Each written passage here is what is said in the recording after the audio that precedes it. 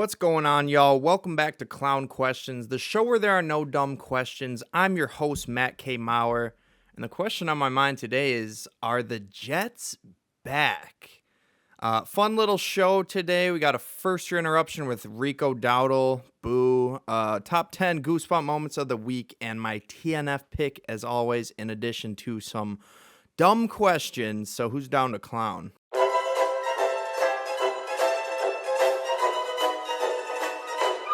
That's a clown question, bro.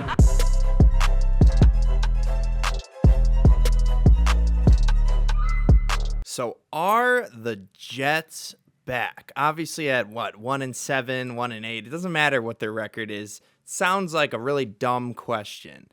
And it is, because they're not back yet, but I think they'll be back soon. So I guess the answer to the question is no, they're not back, but I think the future Jets are back because of some trades they made. The NFL trade deadline was yesterday, and the Jets were the biggest sellers at the deadline. The Jets traded two of the cornerstones of their defense, and they got a lot of picks, and they actually got two players as well. The most shocking trade probably the most shocking NFL trade in quite some time was the Jets trading Sauce Gardner, lockdown cornerback Sauce Gardner, to the Indianapolis Colts. It was a blockbuster deal. The Colts, in exchange for Sauce Gardner, gave the Jets 2 first-round picks and wide receiver A.D. Mitchell. Kind of a win-win trade when you think about it, if you believe in Daniel Jones. If you're going all in on Daniel Jones, then this is a great move. If you really think Daniel Jones can lead your team to a Super Bowl, then yeah, it's worth foregoing those first 2-round picks. But if Daniel Jones goes Sam Darnold at the last 2 games of the year, turning into a pumpkin. I don't know why everyone uses that phrase, turning into a pumpkin. It's such a weird phrase to me, but if that happens, then you're without your you're without 2 first-round picks for 2 years. But yeah, hard not to like the trade for both teams. I wouldn't trade Sauce Gardner. Obviously, no one wants to give away one of the top 10 cornerbacks in the league. But the Jets are kind of like blowing it up. I don't know. Where do they go from here? Do you have another season with Justin Fields under center? Are they going to draft a quarterback in the top 5? We don't know, but they have more first-round picks from that Sauce Gardner trade. And I didn't even mention the other trade, Quinnen Williams. Quinnen Williams, their interior defensive lineman, nose tackle, defensive tackle, whatever you want to call him. He gets traded as well away from the New York Jets. And he goes to who else but dem Cowboys. How about dem Cowboys? The Cowboys obviously were nowhere to be found in that Monday Night Football game against the Cardinals. But here they are. Here's Jerry Jones turning some picks and Mozzie Smith into Quinnen Williams. The full trade was a first-round pick, a second-round pick, and a defender in Mozzie Smith for Quinnen Williams. I like the move for the Cowboys, but as my friend Nemo, who's a Cowboys fan, kind of told me, he's like, don't you think it's a little too late? Maybe too big too late, because Quinnen Williams is a big guy. But yeah, I don't know if this makes the Cowboys defense. I mean, obviously it improves the Cowboys defense. They did make another trade, which I'll get into in a second. But yeah, Cowboys at 3-5-1 right now. It's going to be an uphill climb. And yeah, their defense has to definitely play better. Their offense has had a couple bad games as of late too. They also need to play better. But enough about the Cowboys. Let me get to my next question. What happened at the deadline? Those are honestly the 2 trades I just named off. The Jets giving away, 2 all-star Pro Bowl type defenders. That's the 2 biggest moves. But what else happened at the deadline? Very notable move made by the Seahawks. Rashid Shaheed gets traded to the Seahawks in exchange for a 4th-round pick and a 5th-round pick. New Orleans Saints, kind of another team, kind of like the Jets. I don't want to say giving up, but low-key tanking. And I think trading away one of your good players helps you tank. And if you get more draft picks, then, you're building for the future. But yeah, you got to love this move for the Seahawks. I love it for the Saints as well, because like I like Shaheed, but yeah, Saints are a long ways away from being a competitive team. So Rashid Shaheed himself isn't going to be able to not improve the team, but he's not going to be able to carry Tyler Shuck, even with Chris Olave and Alvin Kamara. Sorry, I'm not trying to get down about the Saints. I was trying to talk up the Seattle Seahawks, because with Rashid Shaheed, they now have the Legion of Zoom, not the Legion of Boom. It's now the Legion of Zoom with Shaheed, who's got 4.4 speed. Actually, that's not even right. I think Shaheed's got 4.3 speed, one of the fastest players in the league. And the Seahawks already had one of the best wide receivers in the league in Jackson Smith and Jigba. They also have a guy named Cooper Kupp, if you've heard of him. Their rookie, Torrey Horton, has been looking great. So, yeah, I've been seeing people say that's not the Legion of Zoom. The Legion of Zoom was Tyreek Hill and Demarcus Robinson and Byron Pringle. It's like, I didn't know that Chiefs, Sammy Watkins as well, I didn't know that Chiefs receiving core had been going by the name Legion of Zoom. But I think the Seahawks, who invented Legion of Boom, are really going to commandeer that Legion of Zoom moniker, especially if Sam Darnold keeps playing the way he is playing, because he played perfect against the Commanders. Tough injury from that one I'll get into. Another suspension I'll get into. I got to stop alluding to stuff and just talk about what I'm talking about. But yeah, Sam Darnold has that offense firing. I don't think he had an incompletion in the first half of that Sunday night game. And 4 touchdowns in the first half. Seahawks offense is pretty scary, especially when Darnold is firing on all cylinders. And Rashid Shaheed's not going to help that. That is going to be a difficult offense to defend.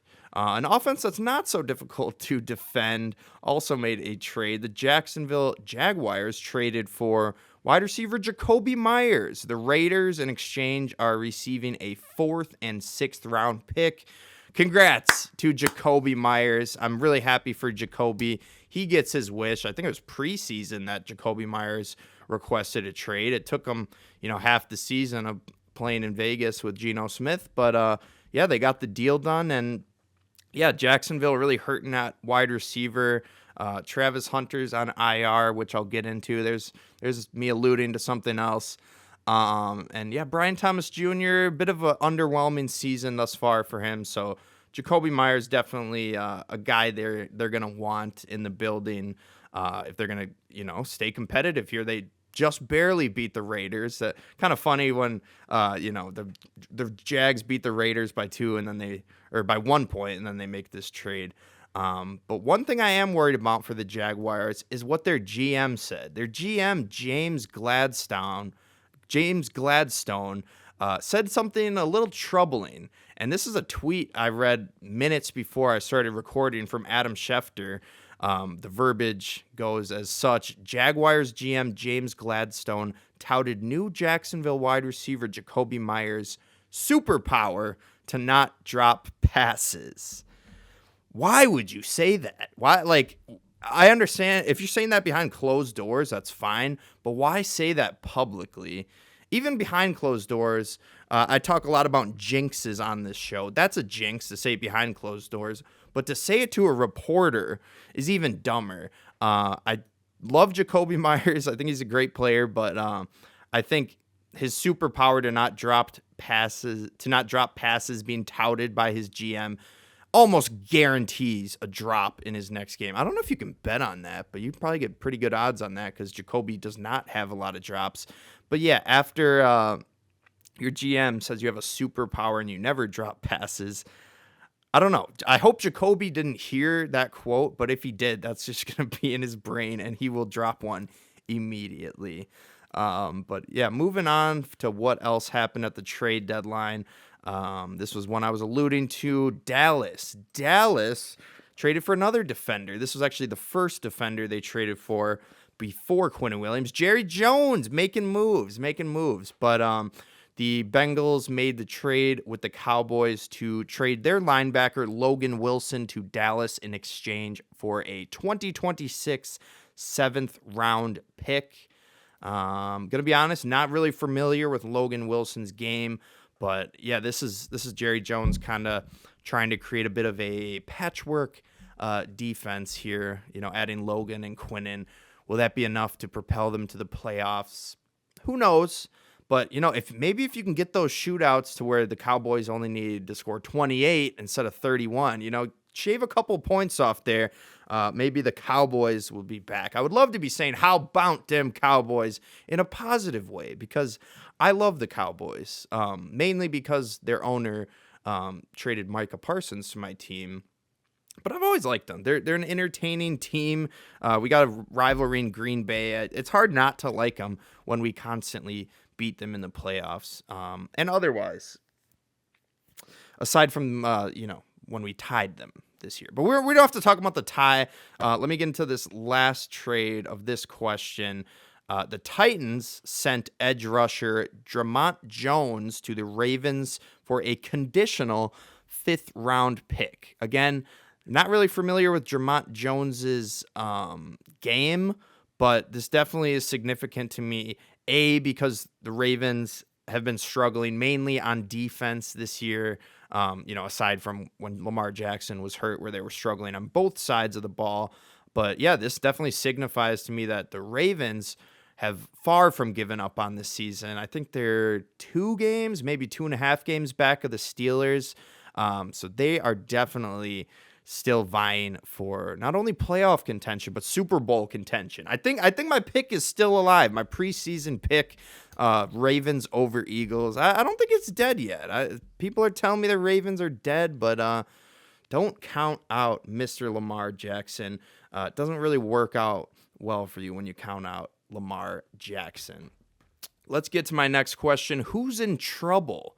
A number of people got in trouble. I wonder if I'll ever get in trouble from this show. I don't think I've said anything cancelable yet, but we'll see. We'll see where that goes. But yeah, who's in trouble? Frankie Louvu. Frankie Louvu, he was suspended 1 game after his Sunday night game. And the NFL said it was for repeated hip drop tackles. Apparently there was one in that game. Couldn't remember it. There's more memorable play from that game that was very sad to see. But Frankie Louvu did appeal this suspension, and the hearing officer, Derek Brooks, who was jointly appointed by the NFL and the NFLPA, he reduced the 1-game suspension for Frankie Louvu down to a $100,000 fine. So Louvu is eligible to play on Sunday for the Washington Commanders. Yeah, shout out Frankie. I fell in love with Frankie Louvu the minute I saw him dive over, the offensive line like 6 times in that Commanders-Eagles playoff game, where the ref finally says, okay, if you do it again, we're going to award a score. That was hilarious to me. But yeah, shout out Louvu. Not suspended. Only cost him $100,000. I don't know. I guess it depends on what your game check is. If my game check was less than $100K, just give me the suspension. I mean, the Commanders, that's, I don't want to say dumpster fire, but that is a team in distress right now for sure. A team that had been in distress, of course, was the Baltimore Ravens. They were fined the same amount of money that Frankie Louvu was fined. The NFL fined the Baltimore Ravens $100,000 for violating the league's injury report policy by incorrectly listing quarterback Lamar Jackson's practice participation status on Friday, October 24th. Basically, this was a couple days before they played the Bears. I think they won that game by 14 or 15, 2 scores, fairly comfortable win for the Ravens. And yeah, that was the funny business that was going on. And yeah, I don't know. Does that help you? That's got to help you win the game in some fashion, right? Because the Bears in their head, they're like, looks like this might be Lamar Jackson's first game back. We got to prepare for him. Instead, it's Tyler Huntley who, sorry about that, had to re-plug in my camera because it died. But yeah, anyways, yeah, you could definitely gain an upper hand there if you're the Bears, I think, because you're preparing for Lamar Jackson rather than Tyler Huntley. So I think that would change your game plan significantly. So I guess a justified $100,000 fine of the Ravens there. Another fine, well, not a fine, a suspension came as a result of Grizzlies coach Tuomas Lisalo challenging Ja Morant's leadership and effort in a post-game exchange after a loss to the Lakers on Friday night, to which Morant responded in a tone seemed inappropriate, sources said. Now that I'm thinking about it, I probably should have made this the first interruption so you'd have some context as to what Ja Morant's comments were. But I don't know. Essentially, I think Morant had a bad game, and the reporter asked him about a certain play or, why the game didn't go how they wanted it to. And Ja just kept saying, ask the coach. So kind of just, I don't know, just shifting blame according to the Grizzlies. I believe the Grizzlies are the one who suspended Ja. Ja's always in the news, and it's not always for his awesome dunks. But yeah, hopefully hopefully he has a licensed firearm now, not the pink Nerf gun he got caught with on the IG live. But let's move on.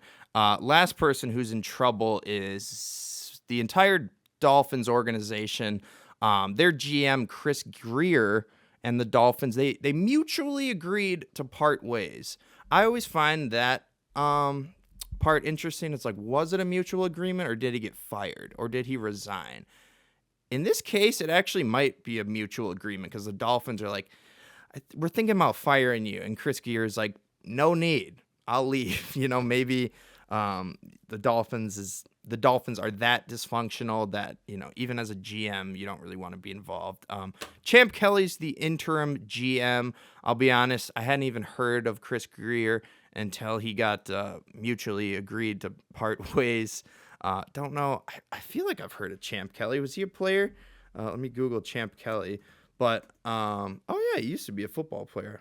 Okay, cool. Well, he's the interim GM, and yeah, I have nothing more to add because I don't know nothing about it. But yeah, it seems like maybe a sign of the times, to quote Harry Styles. Maybe the beginning of the end for the Miami Dolphins. First, the GM goes. Who goes next?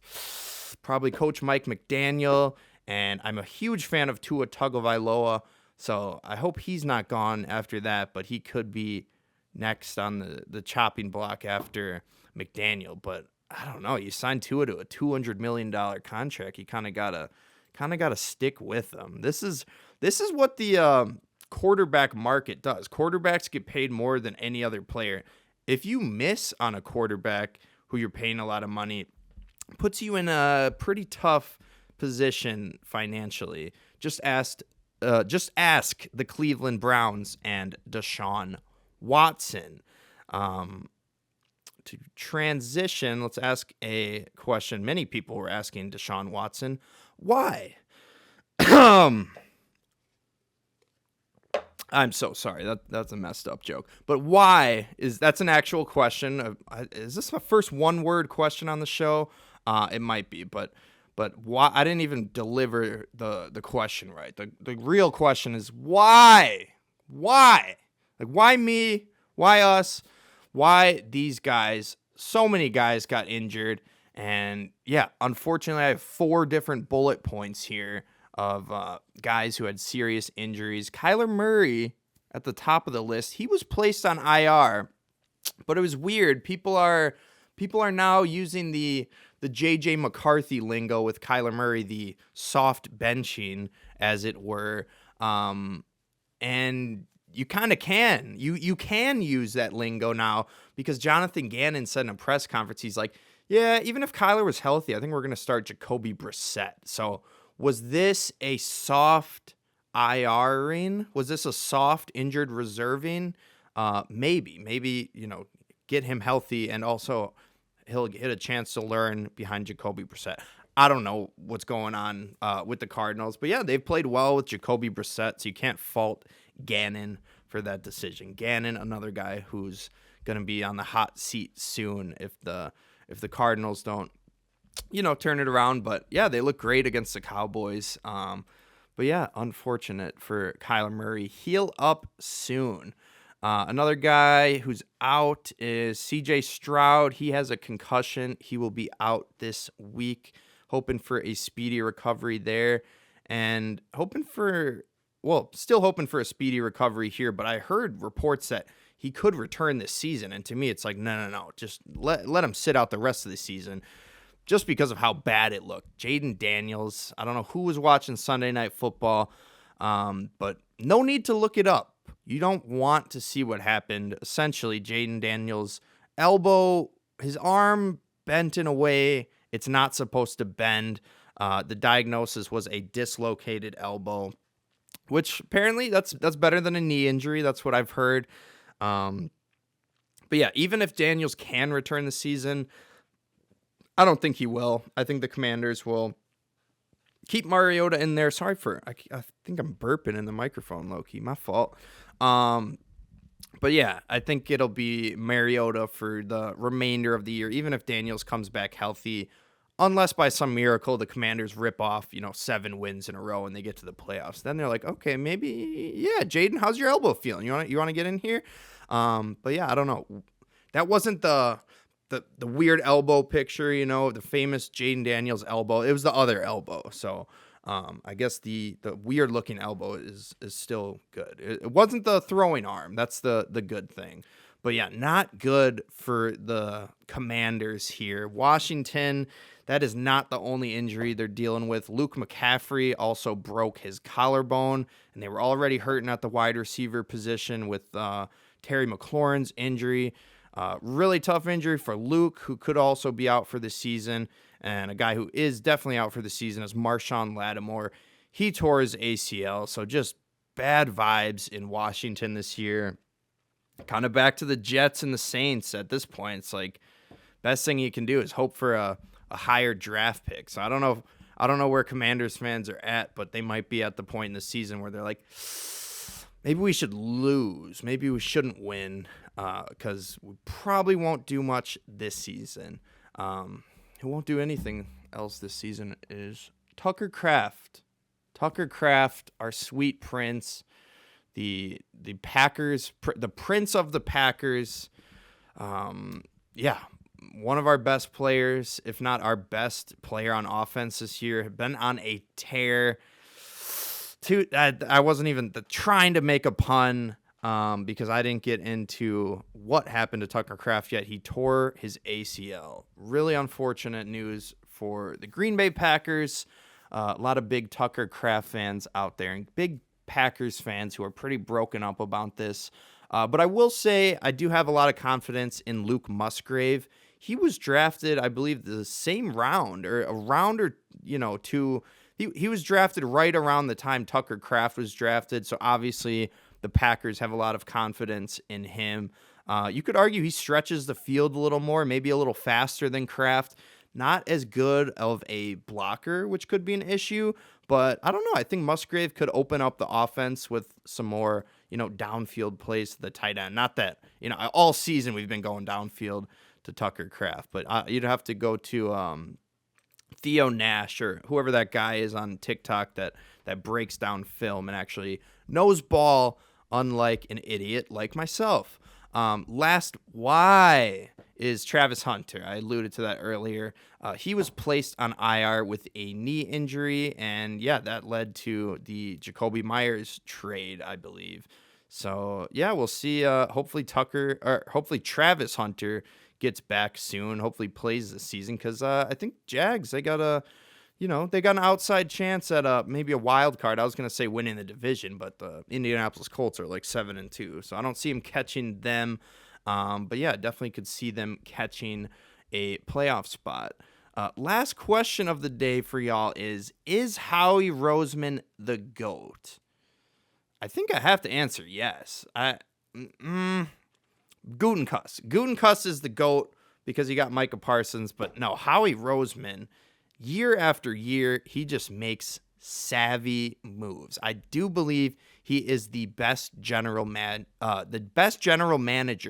in the National Football League. He made 2 trades last week, and he didn't wait until the last minute. He wasn't procrastinating like Jerry Jones and these other GMs, wait until right up until the deadline to do it.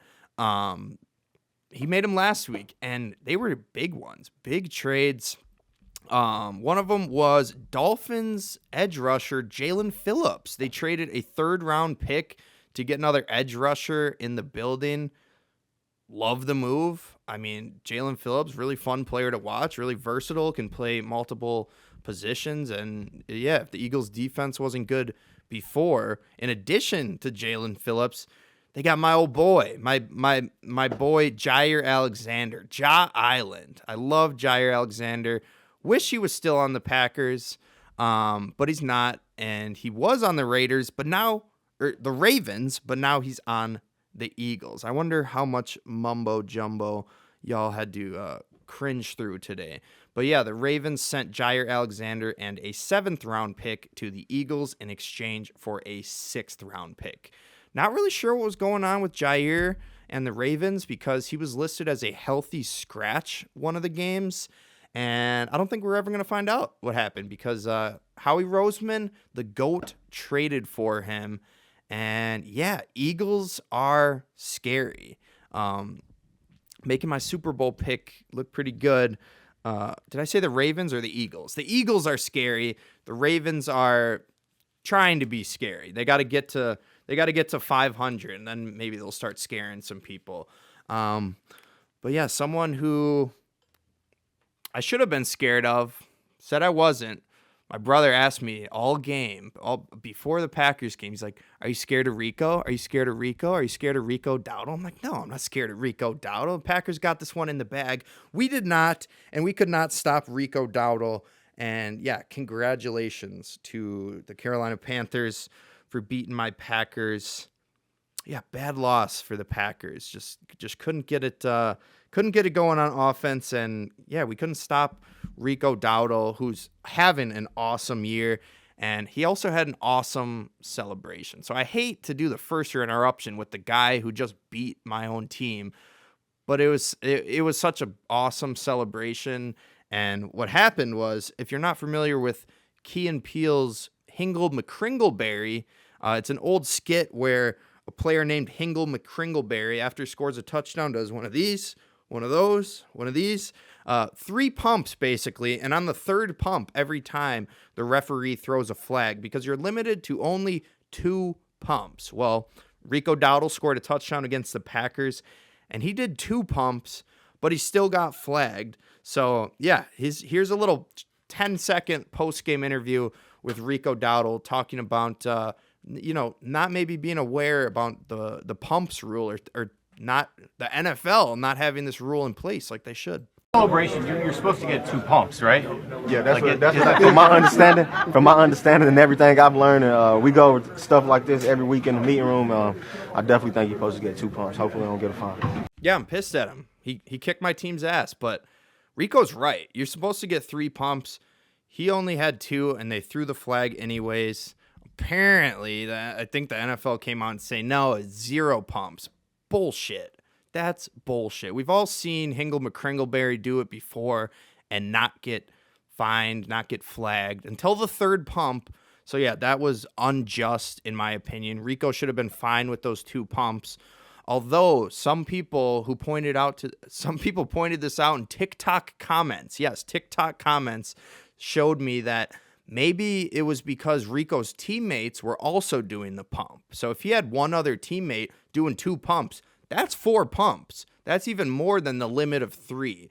So maybe the ref was counting cumulative pumps.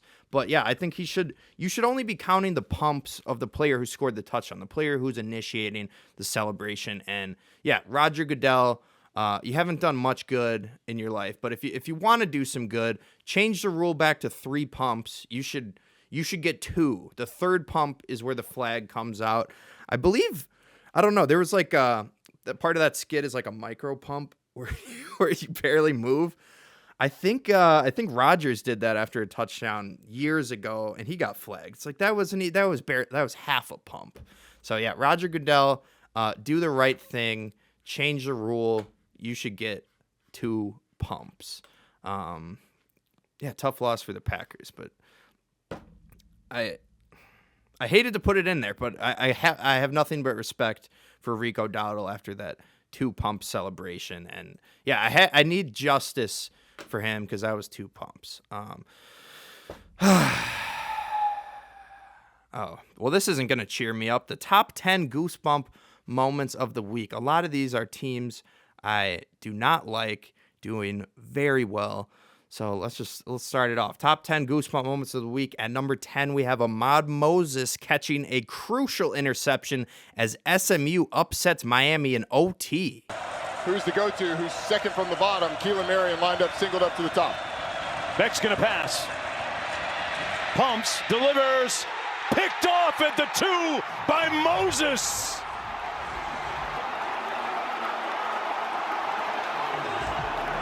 Number 9, Devon Hamilton swats down Geno Smith's 2-point attempt to win it in OT for the Jags. For the Geno Smith for the win, knocked away. And the Jags defense, Devon Hamilton swats it away to secure a 1-point win on the road. Number 8, Giannis Antetokounmpo hits a nasty fadeaway at the horn to beat the Pacers. 1, fades, shoots, and hits at the You buzzer. gotta be kidding me. You gotta be kidding me. Just a heck of a play by a great player. Number 7, Kawhi Leonard wins a crucial NBA Cup game at the buzzer. Kawhi for the win. Touchdown! Clippers win! Number 6, Colston Loveland rumbles 58 yards for the game-winning touchdown for the Bears. Williams slings it. Williams, Loveland bangs off his man. He's gonna score. Home. Colston Loveland in a jaw-dropper. Number 5, Will Smith with the game-winning home run in Game 7 of the World Series. Smith hits a high fly ball to deep left field. It's got a chance. It is gone. It's Will Smith in Game 7. How's that only number 5?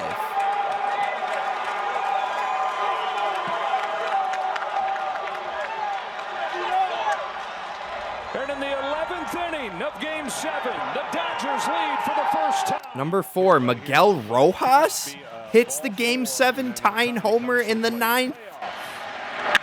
Drilled to left field and deep and gone!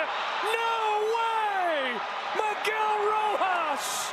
It's gone! And Game 7 is tied! Number 3, Andy Pajes bowls over his own teammate on an incredible catch to send Game 7 to extras. Pajes over his head! Pajes runs him over! Makes the catch! Sends Game 7 to the 10th! Oh my gosh, we're going to extra innings. A Yamamoto miracle in the 9th. Number 2, Kike Hernandez with an incredible walk-off double play to force Game 7. Menez floats on left field. Hernandez makes the catch. Back to second. Game 7 tomorrow night. It's a game-ending double play. Kike Hernandez to Miguel Rojas. Number 1 moment of the week, Mookie Betts steps on the bag and completes the double play to win the World Series. Bounces one up the middle. Betts to the bag. Over to first to beat the champ. You gotta knock him out. The Dodgers stand tall and win back-to-back titles. Impossible what the Los Angeles Dodgers did last week. I'm still flummoxed. I'm still shocked at what occurred in that series. The fact, I mean, tell me if you disagree with me, but the fact that the game-winning home run in Game 7 was number 5 moment of the week is just absurd. And the 4 above it were all Dodgers home runs. Maybe I'm wrong on that, but I think Miguel Rojas, the Game 7 tying homer, is even bigger because Miguel Rojas was not expected to hit a home run. He hadn't hit one since September. I think he hadn't hit a home run off a right-hander all year, and he does it there. You hear the announcer's reaction. No way. Like, the announcer couldn't believe that it was Miguel Rojas. Like, any other player on the Dodgers, like, wouldn't have been shocking, but Miguel Rojas does it. Andy Pages, that catch, I mean, incredible. I had been an Andy Pages hater. Don't ask me why. Maybe it's because he hits a lot of home runs but doesn't get base hits, and I didn't like him because I thought he was a bad outfielder. And then he goes and makes that play. He hit-sticked his own teammate. The presence of mind to know that tackling your teammate right here is the smartest thing to do. Game 7 was so crazy that it made me gain respect for Andy Pages. I mean, incredible play there. Kike Hernandez might have made the catch, but Andy Pages said, we're 1 out away. We're 1 run away from losing this game. If you don't catch this, we lose. I'm not taking a chance on maybe you making this catch. I'm grabbing it, and he did. And the Kike with the double play to force Game 7. Mookie Betts with the... what a call by Joe Davis. Again, I'm pissed. I'm salty. I'm a Brewers fan. I was rooting for the Blue Jays. Hate watching the Dodgers. My low-key boycott ended pretty quick because this was one of the greatest World Series of all time. Just so entertaining. But that call from Joe Davis, if you want to beat the champ, you got to knock him out. And the Blue Jays had 6, maybe 7 or 8 different chances to knock out the champs, and they didn't, and the Dodgers persevered, and just incredible defense, just saving them, and timely home runs from unsung heroes like Miguel Rojas. Will Smith's not as unsung, but he's unsung for me because I only put him at number 5, and that's the World Series winning home run. Oh, boy. But, shout out Giannis Antetokounmpo. Quick side note on that nasty fadeaway. It reminded me of Kobe Bryant. But I liked that one because I think for that one I had the Pacers copy, the Pacers broadcast, and yeah, they were pretty pissed off.